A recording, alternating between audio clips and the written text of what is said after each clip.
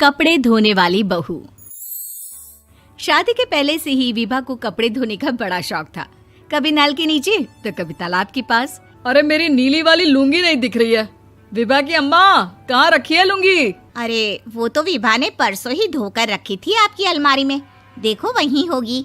वो ना मैंने आज धो दी, मुझे लगा कि गंदी हो गई होगी। अरे कैसे गंदी हो गई थी? उसे तो मैंने पहना भी नहीं। हे भगवान, इस लड़की के कपड़े धोने की आदत से परेशान हो गया हूँ मैं। जितना तो घर में राशन नहीं आता, उससे कहीं ज्यादा डिटर्जेंट पाउडर का खर्चा है। इसकी शादी करवा दो, शादी जाए अपने घर में ही करे काम, फिर चाहे घर के कपड़े धोने हो या पूरे गांव के। हाँ ठीक बोल रही हूँ, देखता हूँ मैं कोई लड़का। वो दिन भी आ जाता है जब विभा को देखने लड़के वाले आ जाते हैं। लड़की मुझे अच्छी लगी। होने वाली सास कहती है, बेटी अगर कुछ पूछना है तो पूछ लो। वैसे तो हमारी लड़की बहुत ही शर्मीली है, जो बोल दो वो मान लेती है, इसे क्या पूछना होगा। अरे कैसी बात कर रही हो माँ, मुझे इन लोगों के घर रहना है, सवाल तो कई है। हाँ हाँ बेटा, पूछ लो ना, क्या पूछना है। आप लोगों के घर कपड़े कौन धोता है? सास का मुंह बन जाता है। देखो, अगर तुम ये कहना चाहती हो कि तुम्हें कपड़े धोने नहीं आते तो सुन लो, कपड़े मैं ही धोती हूँ, लेकिन तुम्हारे आ जाने के बाद मैं रुमाल तक नहीं धोऊंगी। अरे चुप रहना भाग्यवान, बहू बेचारी घर आई नहीं, उसे डराना शुरू कर दिया। वो क्या है ना बिटिया, अभी तक तो ये कल्लू की माँ ही धोती थी, लेकिन अब तुम्हारे पापा तो दहेज में वॉशिंग मशीन देंगे ही। तभी विभा की माँ बोल पड़ती है, सवाल भी पूछा तो क्या। वैसे भाई साहब, मशीन की तो फिर भी कपड़े धोने की कैपेसिटी होती है। मतलब जो बिटिया दे रहे हैं ना विभा, इसे कपड़े धोने का बहुत शौक है। ये आप लोगों के क्या, आस पड़ोस गांव मोहल्ले सबके कपड़े धो दे और उफ तक ना करे। बाहर देखा नहीं आपने कितने कपड़े सूख रहे हैं? सब हमारी बिटिया ने ही तो धोए हैं। बस भी करो ना माँ, शर्म आ रही इतनी तारीफ सुनकर। और तो और एक दाग निकाल कर दिखाओ तो मान जाओ। हाँ अच्छा, माफ करना बेटा, मैंने गलत समझा। हमें तो रिश्ता बहुत पसंद है। और ऐसे जुड़ जाता है रिश्ता कपड़े धोने का शौक रखने वाली विभा का। उसकी शादी हो जाती है कोयला फैक्ट्री में काम करने वाले कल्लू के साथ। शादी के बाद अचानक विभा चिल्लाती हुई सास के पास आती है। सासू माँ, अरे सासू माँ कहाँ है आप? ये तो धोखा है, धोखा दिया आप लोगों ने मुझे। इसे ससुर के चक्कर के बारे में पता चल गया। अरे तो उसमें तुझे क्यों धोखा मिला है? अरे नल में पानी नहीं आता, कपड़े कैसे कब धुलेंगे? अच्छा, तू पानी नहीं आ रहा उसकी बात कर रही है। तो आपने क्या सोचा? कुछ नहीं। अच्छा, तेरी माँ ने कहा था कि कपड़े धोने का शौक है तुझे, याद आया मुझे। शौक बोलकर कपड़े धोने वाले मेरे जुनून को कम ना आके सासू माँ, कपड़ा धोना मेरा गुरूर है। तभी पति भी वहाँ आ जाता है। अभी मैंने इसे सनी देओल की फिल्म दिखाई है, उसी के डायलॉग मार रही है माँ। अच्छा सुन, साफ साफ बता रही हूँ, पानी सुबह 4 से 6 और शाम को 10 से 12 आता है, समझी? विभा टाइमिंग सुनकर हैरान हो जाती है। ये क्या भूतों का मोहल्ला है? सुबह 4 बजे उठकर कौन कपड़े धोता है? 4 बजे टंकी में पानी जाता है, फिर सारा दिन धोना ना, किसने मना किया?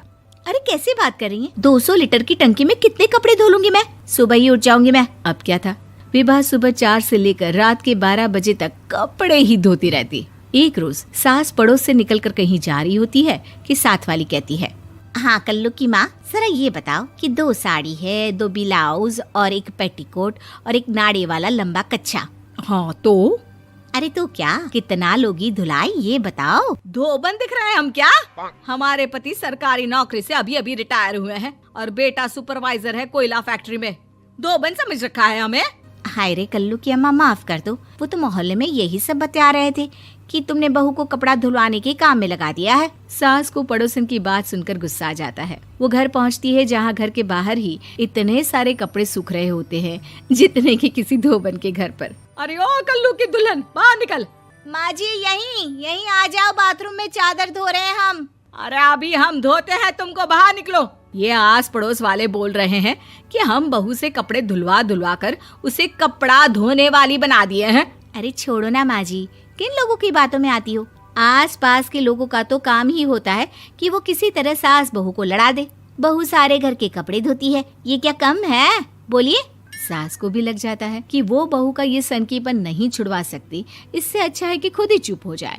एक रोज सास और बहू मंदिर जाते हैं, जहाँ सास की साड़ी वहाँ खड़ी भीख मांगने वाली से मिलती है। माँ जी क्या बात है, आपकी साड़ी उस भिखारन से कितनी मिल रही है ना? हाँ हाँ, देखो तो दोनों की साड़ी मिल रही है। क्या बात है कल्लू की अम्मा, तुम खुद को तो अफसर की बीवी बताती हो और ऐसी सिंपल सी प्लेन साड़ी पहनकर घूमती हो। सिंपल और प्लेन नहीं है ये साड़ी। तो क्या सोने के धागे से फूल बने हैं? कुछ भी सासू माँ, कुछ भी। हाँ, बने थे इस साड़ी में सोने के धागे से फूल। मेरे पति लेकर आए थे मद्रास से स्पेशली मेरे लिए 10,000 की।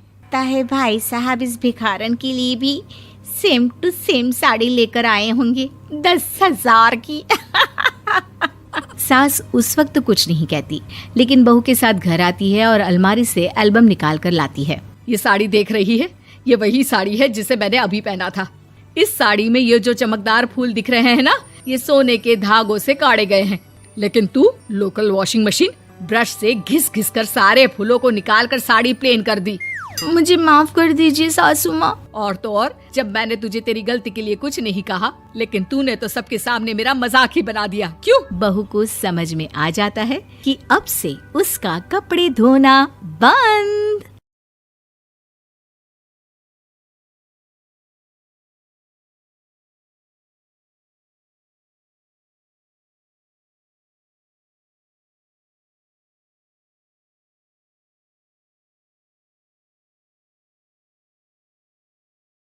का परमेश्वर कहता है कि तुम उसके लोगों को जाने दो, नहीं तो बुरी बातें तुम्हारे साथ होंगी। पर फिरौन ने उनकी नहीं सुनी।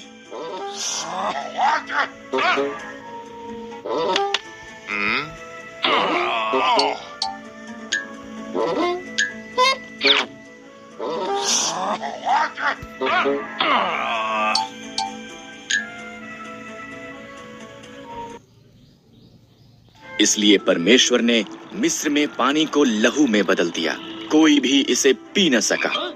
तब उसने मिस्रियों के घरों को मेंढकों से भर दिया, हर तरफ मेंढक थे, फिर भी फिरौन ने उनकी नहीं सुनी।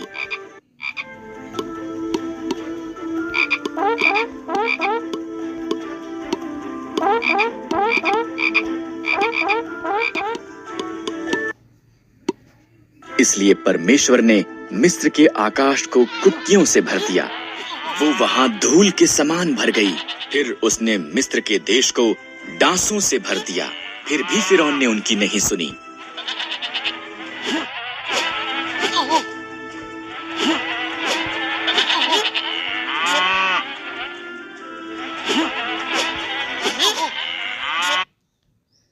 इसलिए परमेश्वर ने मिस्र के जानवरों को मार दिया, घोड़े, गधे, ऊंट, भेड़ें और बकरियां सब मर गए। फिर उसने मिस्री लोगों को फोड़े से पीड़ित किया, फिर भी फिरौन ने उनकी नहीं सुनी। परमेश्वर ने मिस्र की फसल का नाश करने के लिए ओलों की वर्षा भेजी, उनकी जौ और सन्न की फसल नष्ट हो गई। तब उसने बचे हुए फल को खाने के लिए टिड्डियां भेजी, फिर भी फिरौन ने उनकी नहीं सुनी।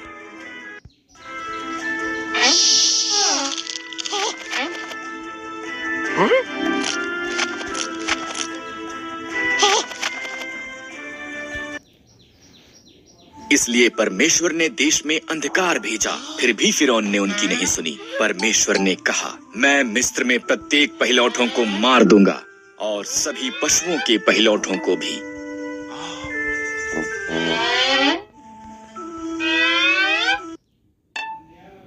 मेरे लोग एक मेमने को मारें, उसे खाएं और उसके लहू को उनके द्वार की चौखट पर लगाएं।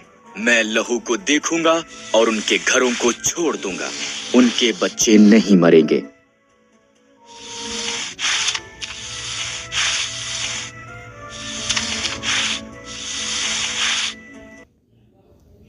तुम इसे फसह कहोगे और सदा उसे याद रखोगे। इस्राएलियों ने परमेश्वर की आज्ञा मानी, पर मिस्रियों के पहिलौठे मर गए, यहाँ तक कि फिरौन का पुत्र भी। अंत में फिरौन ने सुनी और उसने इस्राएलियों को जाने दिया।